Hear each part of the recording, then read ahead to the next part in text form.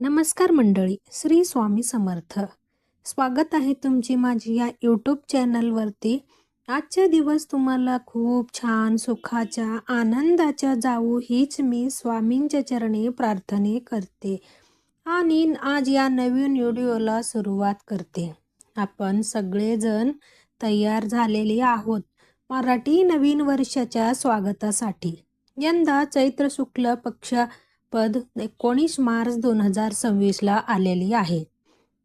आता आपण आधी चैत्र महिन्यातला जे काही प्रतिपद आहेत, गुढीपाडवा कधी साजरा करायचा, कारण सकाळी 6:54 अमावस्या संपतो आणि नंतर 6:55 नंतर आपण गुढी उभारू शकतो. मराठी नवीन वर्ष हाच दिवशी आपण साजरी करतो असतो. हाच दिवसापासूनच खऱ्या अर्थाने मराठी नवीन वर्ष सुरू होतं आणि असं म्हटलं गेलं आहे.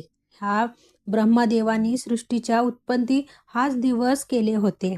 गुढीपाडवा खरं तर गुढीपाडवा हा सण वसंत ऋतूच्याच चहाल आपल्याला करून देत असतो. गुढीपाडवा हा सण एक विजयाचा प्रतीक मानला गेला आहे, मांगल्य प्रतीक मानला गेला आहे.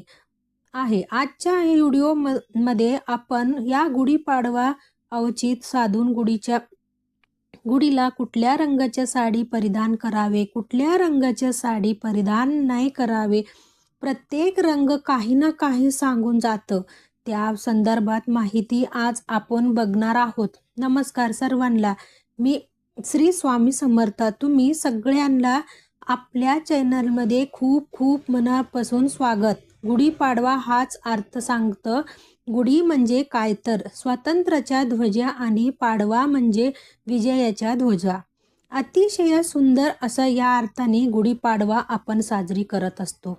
गुढीपाडवा 3.5 मुहूर्तापैकी अख्खा एक मुहूर्त आहे. या दिवशी आपण खरेदी करत असतो, बरेच काही गोष्टी करत असतो आणि याला कुठलेही मुहूर्त बघितलं जातं नाही. गुढीपाडवा हा महाराष्ट्रात खूप मोठ्या प्रमाणात साजरी केला जातं आणि प्रत्येक ठिकाणी गुढीपाडवा प्रत्येकाच्या घरात गुढी उभारली जातं आणि प्रत्येक जण शोभायात्रा काढत असतात. तेव्हा आपण गुढी उभारतो तेव्हा त्याला साखरेच्या गाठी, कडुलिंबाच्या पानं प्रसाद म्हणून खाल्लं जातं आणि विजयाच्या शोभा या काढली जातं. आता बघा, गुढीपाडवा चैत्र महिन्यातला शुक्ल पक्षातली प्रतिपदेला येतं. जे वसंत ऋतूच्या आगमनाच्या चहल किंवा संकेत आपल्याला देत असतं. याच्या मागचा इतिहास काय आहे तर आधी असं म्हटलं गेलं आहे की शालिवाहन राजांनी शंखवर मिळालेला विजयाच्या प्रतीक म्हणून गुढी उभारली होता, किंवा प्रभू श्रीरामांनी वरीचा वध करून सग्रीवाल राज्य बनवले होते आणि बळीच्या दशातून लोकांना मुक्त केले होते, म्हणून आपण गुढीपाडवा सुद्धा साजरी केला जातं. यावर बरोबर ब्रह्मदेवानी सृष्टीच्या उत्पत्ती सुद्धा हाच दिवशी केले होते, म्हणून 3.5 मुहूर्तापैकी एक अख्खा हा मुहूर्त मानला गेला आहे. आता या दिवशी आपल्याला नवीन असा वेळेचे काही काठी आणायची असतं. जर तुमच्याकडे जुनी असेल तर ती स्वच्छ धुवून साफ करायची असतो, त्याला थोडंसं तेल लावायचं असतं आणि नंतर ती वाढायची असतं आणि नंतर आपल्याला ध्वजा उभारायचा असतं. तर अर्थात हे काम तुम्हाला आधीच करायचे आहे, म्हणजे गुढीपाडव्याच्या आधीच ती वेळाची काठी संपूर्ण भरलेली असतं. बांबू घ्यायचं नाही, कारण बांबूच्या जी काठी असतं ते पोकळी असतं. या दिवशी जेव्हा आपण ब्रह्मध्वजा उभारतो असतो तेव्हा वेळाची काठी घ्यायचं असतं, जे भरीव असतं, आणि ते घेतल्यानंतर गुढीला वस्त्र परिधान करायचे असतं.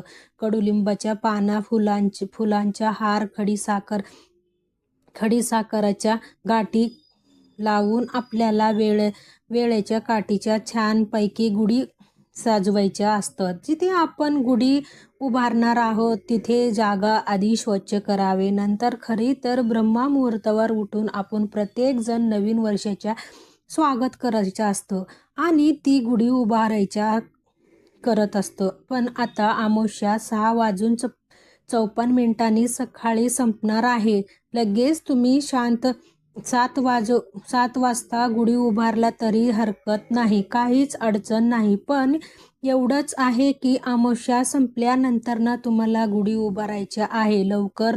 लवकरात लवकर गुढी उभारावे. गुढी उभारतानाच तेव्हा कडुलिंबाच्या पानाच्या आणि गुळाच्या नैवेद्य दाखवायचं असतं आणि नंतर जे काही आपण गोडधोड करत असतो त्या नैवेद्य दाखवायचा असतो. गुढीपाडवा या दिवशी बरेच प्रकारच्या खरेदी केला जातात. प्रत्येकजण यथाशक्ती यथाभक्ती खरेदी करत असतात. पण आता गुढीपाडव्याच्या दिवशी ताई गुढीला जुनी साडी वापरलं तर चालतं का? आता जुनी साडी म्हणजेच काय तर आपण स्वतः परिधान केलेली साडी तुम्ही वापरू शकतो की फक्त साडीच्या वापरायच्या असतो, बाकीच्या साड्या वापरू शकतो ते, किंवा काठीच्या साडी वापरायच्या असतं की किंवा फक्त ब्लाऊज पीस वापरलं तरी चालतं का?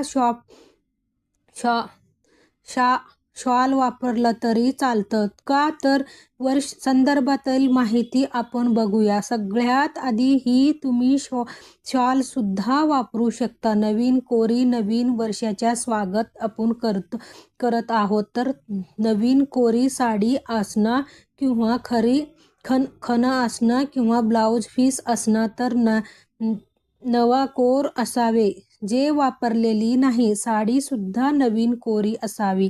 तुम्ही न वापरलेली साडी किंवा मागची वर्षी जी तुम्ही गुढीला उभारली होती साडी ती तुम्ही वापरलेली नाही आहे, तर फक्त तुम्ही गुढी पाडव्याच्या वापरू शकता. तर नक्कीच तुम्ही ती साडी वापरू शकतो.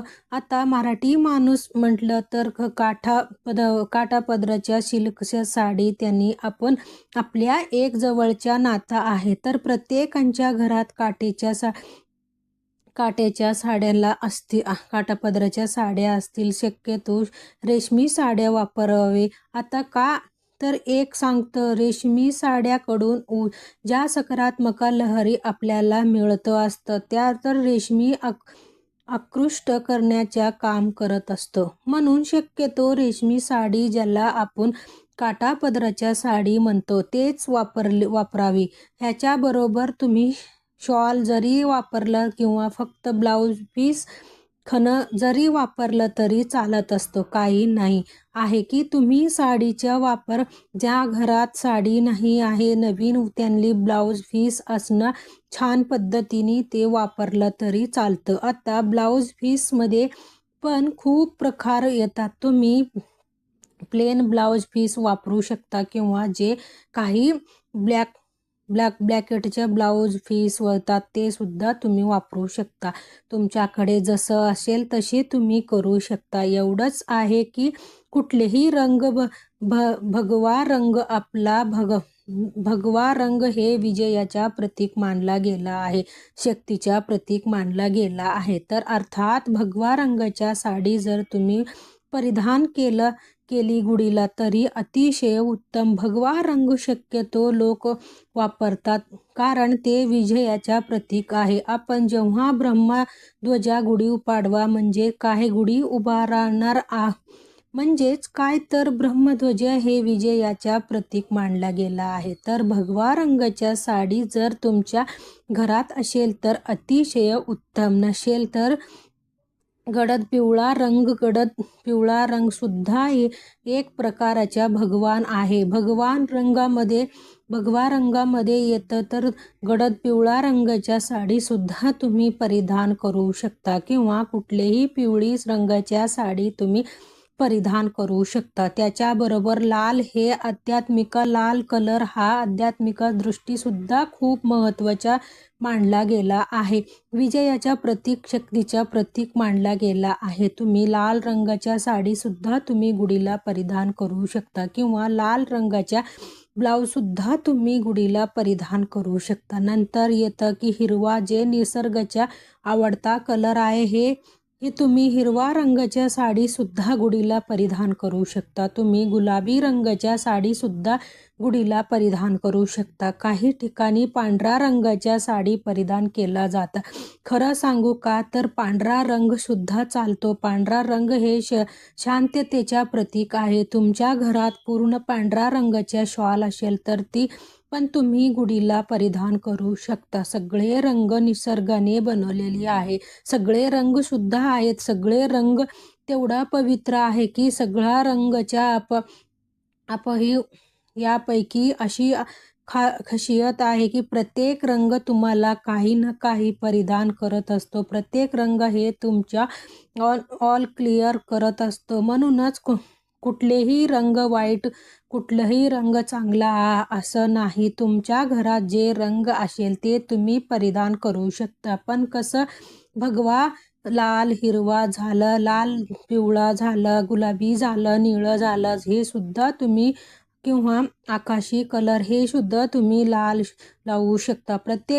प्रत्येकाच्या प्रत्येक ठिकाणी आपल्या स्वतःच्या वर्षत्व गजावत असतं. फक्त रंगाच्या कुठलंच तुम्ही स्वतःही घालू नका किंवा तुम्ही तुमच्या गुढीला पण घालू नका. आपल्या हिंदू धर्मामध्ये काळा रंग हा वर्ज्य मानला गेला आहे. आता काळा रंग म्हटलं तर ते आपल्याला खूप जास्ती आवडतो. तुम्ही आपण याऐवजी रंगाच्या कपडे किंवा साडे महिलांना संक्रांतीला आपण काळा रंग घालून असतं. पण जेव्हा गुढीपाडवा येतं ना, जेव्हा तुम्ही ब्रह्मध्वजा उभारत असतं तेव्हा कुठल्याही रंगाच्या साडी करणं ते नकारात्मक प्रतीक आहे. तर कुठल्याही रंगाच्या साडी, ब्लाउज पीस किंवा शॉल तुम्हाला परिधान करायच्या नाही. बाकी तुम्ही कुठलेही रंगाच्या साडी घालू शकता, कुठलेही रंग तुम्ही वापरू शकता. पण जसं की तुम्हाला सांगितलं की हिरवा कलर आहे विजयाचा प्रतीक मानला गेला आहे किंवा गडद पिवळा रंग हा सुद्धा विजयाचा प्रतीक मानला गेला आहे. लाल रंग हे शक्तीचा प्रतीक मानला गेला आहे. निसर्गाचा आवडता कलर हे असल्यामुळं हिरवा रंग आहे पूर्ण आपला. जर तुम्ही बघितलं तर आपल्या निसर्ग हा संपूर्ण हिरव्याने वापरणे गेला आहे. तर तुम्ही हिरवा रंगाच्या साडी घाला. पांढरा रंग सुद्धा तेवढंच महत्त्वाचे आहे. तुमच्याकडे असेल तर तुम्ही पांढरा रंगाच्या साडी सुद्धा परिधान करू शकता. काहीच अडचण नाही. फक्त एवढं आहे की काळा रंगाच्या साडी तुम्हाला परिधान करायच्या नाही. गुढी जेव्हा आपण ब्रह्मध्वजा उभारतो ते शक्यतो लवकरात लवकर 7-8 याच्या आत तुम्ही उभा करायचं असतं. ब्रह्मध्वजा आहे ते नवीन वर्षाच्या स्वागत शोभायात्रा काढला जातं. खूप छान. जर तुम्ही खूप भाग्यवान आहोत तर तुम्ही या शोभायात्रा जर तुम्ही सहभागी होत असेल तर सकाळी शोभायात्रा लवकरात लवकर नवीन वर्षाचे स्वागत आपण शोभायात्रा काढून करत असतो. तर त्या पद्धतीने आपण जर शोभायात्रा काढून, कारण बरेच ठिकाणी असतं की 11 आणि 12 वाजता गुढी उभारली आणि लगेच ती अर्थात 5 वाजता काढली जातं. तर तसं नाही. गुढी लवकरात लवकर उभा राहावी असतं आणि अर्थात गुढी ही सूर्यास्त सकाळी सूर्यास्त आधी लावायच्या, गुढी उभा करायचं असतं. आणि प्रदोष काढायला आधी जेव्हा सूर्य हा मुळवतो तेव्हा ती गुढी काढायची असतं आणि नंतर ती गुढी काढायच्या पण आधी त्याला नैवेद्य दाखवायचा असतो, तिच्या पूजा करायची असतं आणि नंतर ती गुढी काढायची असतं. नंतर एक जागा ती शांततेच्या ठेवायचं असतो, कारण या गुढीतून पण खूप सकारात्मक लहरी मिळत असतात. तुम्हाला ते सांगते की चैत्र शुक्ल पक्षपद गुढीपाडवा ब्रह्मदेवानी सृष्टीच्या उत्पत्ती याच दिवशी केला होते. म्हणूनच या दिवसाला साधारण महत्त्व आहे. म्हणूनच काट्याच्या साड्या वापरायचा प्रयत्न करा, जेणेकरून ज्या काही सकारात्मक लहरी आहे निसर्गातून आपल्याला मिळणार आहे ते आपल्यापर्यंत उत्कृष्ट होण्यासाठी ती काठापदराच्या साडी महत्त्वाच्या असतात. अर्थात तुम्ही जुनी साड्या न वापरलेली फक्त मागची वर्षी तुम्ही गुढीला वापरली होती ती साडी तुम्ही वापरू शकता, हरकत नाही. नसेल तर बजेट किंवा नसेल तर तुम्ही नवीन साडी तर तुम्ही ते जुनी साडी नाही म्हणतात येणारे, पण ती मागची वर्षाची साडी जे तुम्ही गुढीला उभारली होती तीच तुम्ही आता सुद्धा उभारू शकता. तर आजच्यासाठी फक्त इतकेच झालेली सेवा महाराजांच्या चरणी मी रुजू करते आणि आजचा व्हिडिओ इथेच थांबवते. आवडला असेल तर लाईक करा, सबस्क्राईब करा. भेटूया परत असेच एक नवीन व्हिडिओमध्ये. तोपर्यंत सर्वांना श्री स्वामी समर्थ.